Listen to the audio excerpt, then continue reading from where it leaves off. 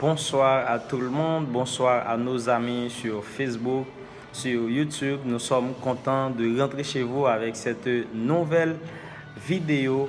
Je vous aime beaucoup et déjà merci parce que vous allez partager cette vidéo à vos amis, à vos proches de façon à couvrir un plus grand nombre de public. Merci parce que vous allez vous abonner et activer la cloche de notification pour ne rater aucune de nos prochaines vidéos et nous laisser une pouce bleu.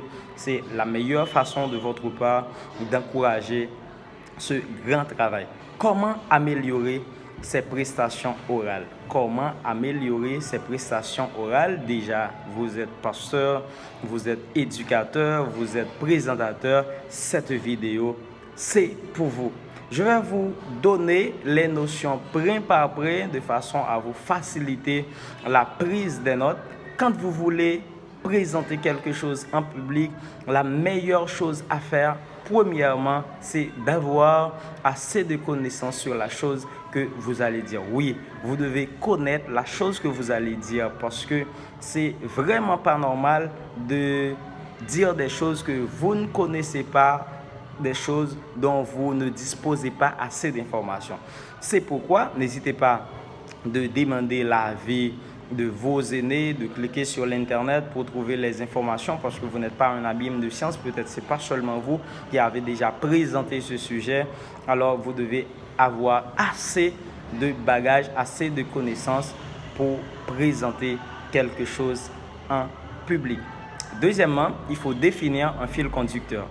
Un fil conducteur, c'est très important parce que le plus souvent, on remarque des personnes qui présentent des choses, mais on peut remarquer que ces personnes-là sont perdues dans leurs propres idées. Pourquoi? C'est parce qu'il y a tellement d'informations non coordonnées, le message n'a pas un fil conducteur et le plus souvent, ces gens-là perdent le pédale dans la présentation de leur discours, de leur sermon. Vous pouvez noter sur une feuille volante, sur un calepin, les grands points de façon à chaque fois que vous regardez les points que vous avez notés, vous allez rester sur la ligne. C'est la meilleure façon de ne pas noyer, de ne pas tuer votre public avec trop d'informations.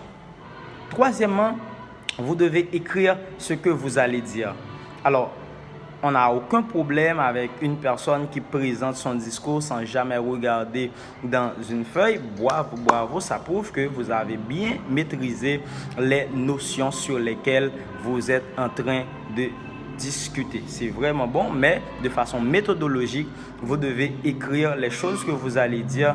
C'est de façon à rester toujours sur la ligne. C'est de façon à garder toujours le cap pour ne pas se perdre.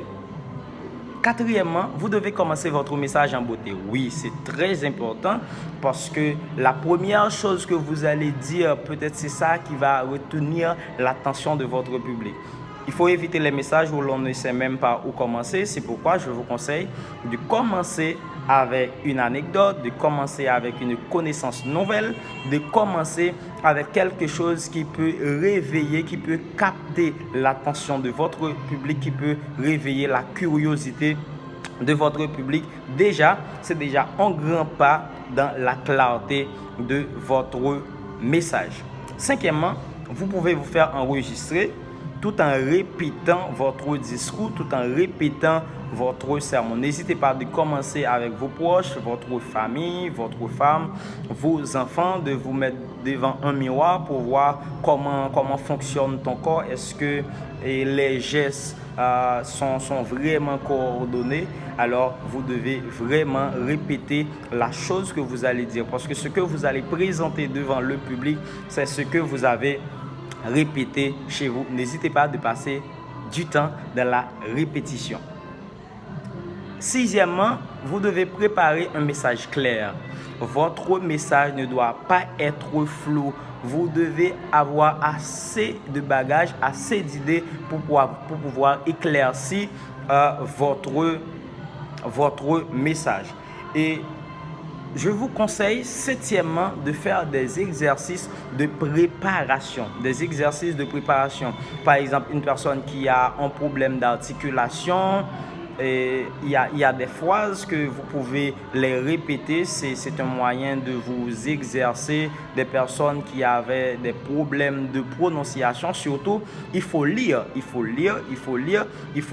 Sur ce, j'ai un conseil à vous donner. Même si vous êtes pasteur, la Bible n'est pas le seul document que vous devez lire. Il y a d'autres documents inspirés, il y a d'autres choses que vous devez regarder. Ça va vous donner assez de bagages de pouvoir faire asseoir le message que vous allez présenter à votre public. Et ça va vous aider à ne pas se coller derrière un mot. Vous allez avoir beaucoup d'idées pour pouvoir expliquer, pour pouvoir éclaircir votre message. Et huitièmement, et le dernier point, c'est le ton, le geste et le rythme. Dans votre discours, dans votre sermon, dans votre présentation, il y a le ton, il y a les gestes. Laissez-moi vous donner un exemple. Quelqu'un qui veut dire on va réunir. Non, c'est pas comme ça. On va réunir. Alors, les gestes doivent être appariés avec ce que vous dites. Il y a aussi le rythme. Le rythme, il ne faut pas aller trop vite. Il ne faut pas aller trop lent. Il faut pouvoir mixer votre voix et le rythme de votre message. Sur ce, j'ai un conseil à vous donner. Il y a des gens quand ils parlent, quand ils ne trouvent pas vraiment les mots, ils disent souvent comment dirais-je ou bien non, c'est vraiment pas bon pour l'oreille de votre public. C'est plutôt conseillé d'observer une pause de façon volontaire, quelques tiers de secondes de silence de façon volontaire, mais à ne pas dire ou bien comment dirais-je, c'est vraiment malsonnant pour votre public. Comment améliorer votre prestation, votre présentation orale en public? Vous devez avoir assez de connaissances de la chose que vous allez présenter. Vous devez avoir un fil conducteur pour ne pas perdre les pédales. Vous devez écrire les choses que vous allez dire de façon à garder toujours le cap. Vous devez commencer en beauté par une anecdote, une connaissance, quelque chose qui peut intriguer votre public, qui peut réveiller sa curiosité. Vous devez vous faire enregistrer et répéter 1000 fois sur le métier. C'est comme ça vous allez devenir un grand maître de ce que vous faites. Vous devez préparer un message clair. Votre message ne doit pas être flou. Le public doit avoir assez de capacité pour comprendre votre message. C'est pourquoi, dépendamment de votre public, vous devez ajuster vos mots dépendamment du public en question. Vous devez faire quelques exercices, surtout si vous avez des problèmes d'articulation, si vous avez des problèmes de prononciation. Il faut surtout lire et s'exercer avec certaines phrases. Il y a aussi le ton, le rythme, les gestes qu'il faut approprier à votre message de façon à rendre votre message très clair. Merci. Une prochaine fois pour une nouvelle vidéo.